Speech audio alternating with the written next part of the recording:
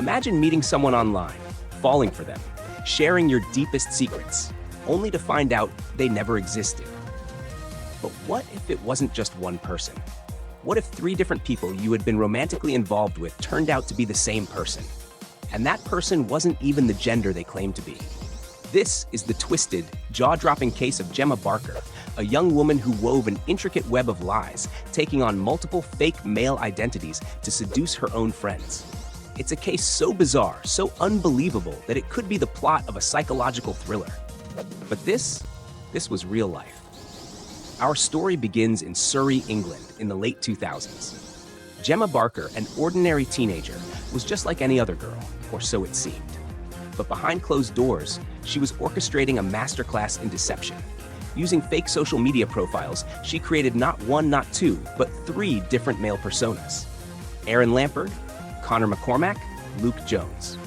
Each of these boys had their own personalities, styles, and backstories. And somehow, Gemma managed to convince her own female friends to enter relationships with these fictional personas. Let's break that down for a second. She didn't just trick strangers. She deceived the people who knew her in real life. They had no idea that the charming, mysterious boys they were dating were actually their female friend in disguise. How did she pull it off? So, how did she manage this outrageous con?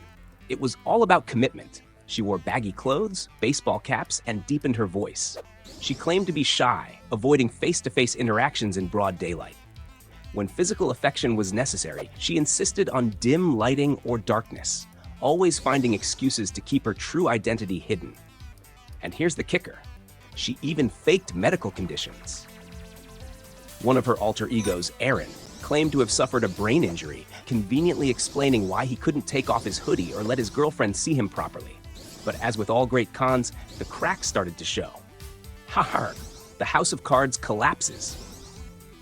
The victims, confused by Aaron's strange behavior, began to grow suspicious. How could he always have an excuse to avoid meeting in normal settings? Why did his habits seem eerily similar to someone they already knew? And then, the moment of truth. One of the girls, frustrated and desperate for answers, decided to take matters into her own hands. She removed Aaron's hoodie, and there, in front of her, was Gemma Barker. The revelation was explosive. Her victims were horrified. Not only had they been lied to, they had been physically intimate with someone they never even truly knew. The legal fallout. When the truth came out, the police got involved. The charges? Sexual assault by deception. Because the victims had consented to relationships under false pretenses, it was deemed a crime. In 2012, Gemma Barker was sentenced to 2.5 years in prison. The judge called her actions cunning and deceitful. She had manipulated, exploited, and violated the trust of those closest to her. But here's the lingering question. Why did she do it? Some say it was an extreme case of identity confusion. Others believe it was all about power and control, getting a thrill from manipulating people. To this day, the full truth remains unclear. The aftermath. The victims were left traumatized, struggling to process how someone they considered a friend had so deeply violated their trust. Their experience raised uncomfortable legal and ethical questions about deception, consent, and identity. And for the rest of us, it serves as a chilling reminder that sometimes the people we think we know best may be the ones deceiving us the most.